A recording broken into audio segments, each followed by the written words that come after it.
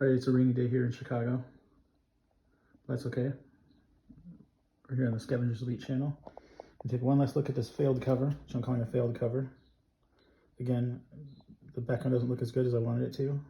Maybe I was a little too ambitious trying to draw an atmospheric thing, but clearly you could do that with a computer, the color schemes. But I just want to see what the markers could do and just put it back behind and just see what it would look like. For those of you who can't see, the drop ship is right back here. There's a star or something back there, but it's hard to fill in all the dark with the Copic markers. And that transport ship is over here. I've colored it, not yet to my satisfaction, but this is what it's looking like so far. Here, I'll turn it right side up. So in this failed cover, I came up with a better idea.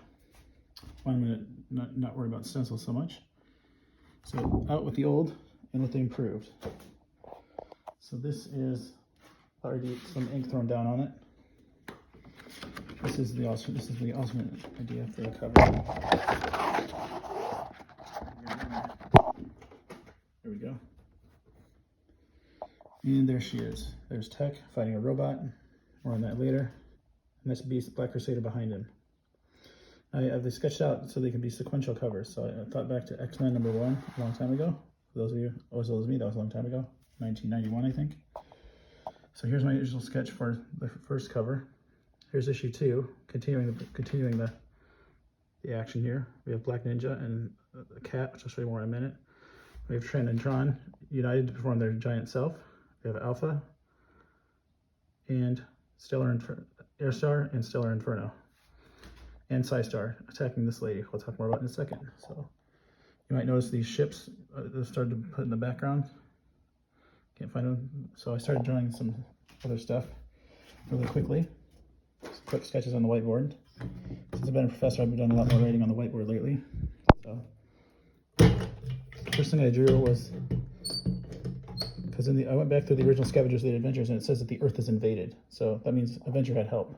He just didn't flesh out who those were. So I started drawing these battle droid type guys with an Avenger head. Looks all like episode 1 right now, but give me some time, I'll make it look better.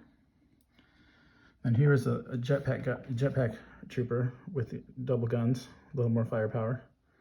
Here is a robot cat. It doesn't look like a robot dog. It's like a Battle Cat meets Voltron. Still working on the details on that one. And here's Avengers Lieutenant Commander. He's called Dagra, which I didn't remember. So I just started drawing somebody who looks like a samurai with a double-edged, some kind of sword. And who's really tall and intimidating. And that's who Psystar is flying towards in the cover. Then I started to think a little bit about Avenger. What could we do to make him look a little bit more terrifying? Give you a little bit more nightmares, Robbie. So here's the original head from 1981, or 1984, 5-ish, 6-ish. So I just tried to think, how can we make that more believable? So in the other drawings, you see I split the triangles and I made them more angular. So the idea is that these triangles then come down like this and mold at the bottom, and then another thing pops up over his head and it forms a helmet. And so he's supposed to look like a space Nazgul. That's the idea there. So try to make it a little bit more terrifying, a little bit more believable, and give him a little bit more emotion. So that's where we're at. I'm excited. I have the day off today, so I'll be drawing all day long. So we'll get some more of these covers thrown down. Hope to get 1 or 2 of these done today. Give you one last look here. So this would be issue 1 right here, issue 2, issue 3, issue 4, issue 5. This would be at least 6 issues. And give you one last look here at the close to getting ready to ink here of issue #1. So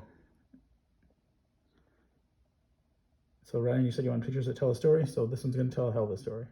Talk to you later.